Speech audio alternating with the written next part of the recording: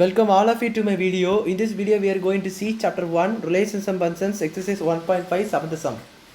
If f from R to R and g from R to R defined by f of h is equal to h power 5 and g of h is equal to h power 4, then check if f g are 1 to 1 and f of g is 1 to 1. So என்ன கேட்டிருக்காங்கன்னா 1 to 1 function உங்களுக்கு எல்லாம் தெரியும். இப்படி ஒரு image இருக்குதுன்னா இதில் ஒரு image இருக்குதுன்னா அதுக்கு ரெண்டு இமேஜ் ஜெல்ட்டு இருக்கக்கூடாது. அப்படி இல்லைன்னா அது ஒரு 1 to 1 ஃபங்க்ஷன். இதுக்கு முன்னாடி ஒரு லெக்சர்ஸ் இதை பார்த்துருப்போம். ஸோ இதை இதுக்கு நம்ம இதை செக் பண்ண போகிறோம். ஸோ எஃப் ஆஃப் எக்ஸ் மட்டும் தனியாக ஃபஸ்ட்டு செக் பண்ணணும்.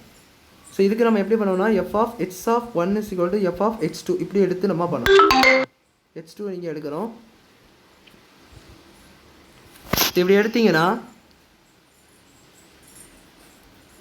எஃப் ஆஃப் எக்ஸ் பவர் 1 வந்து x of 2. So x power 1 is equal to 5 is equal to x power 2 is equal 5. இப்படி பார்த்தீங்கன்னா அந்த பவர் 5 கேன்சல் ஆகிட்டு ஒரு என்ன ஆயிரும், h1 is equal to h2 அப்படியே தான் இருக்கும். வேறு எதுவுமே சேஞ்ச் ஆகாது.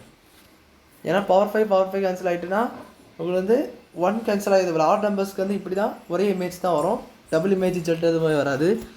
இப்போ அடுத்தது பாருங்கள் ஜிக்கு பாருங்கள். ஸோ ஜிக்கு பார்க்கும்போது g of h is equal to h power 4ன்னு கொடுத்துருக்காங்க.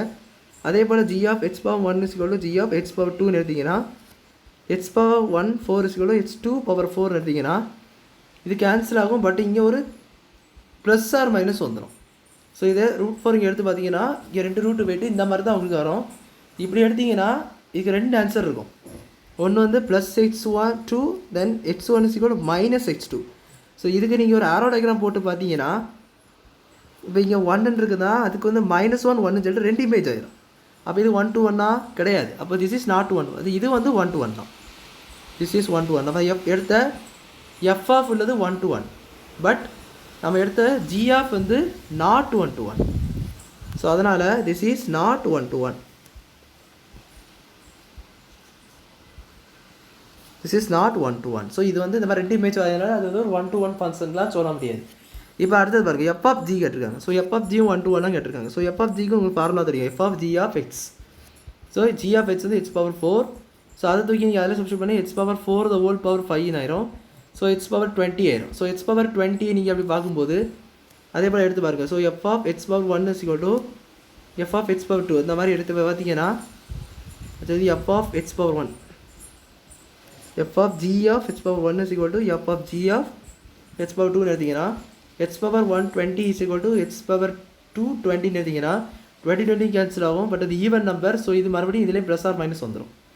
ஸோ ப்ளஸ் ஆர் மைனஸ் வந்தாலும் உங்களுக்கு வந்து ஆரோ டயக்ராம் போட்டு பார்த்தீங்கன்னா இதுக்கும் 2 இமேஜ் ஃபார்ம் ஆகுது.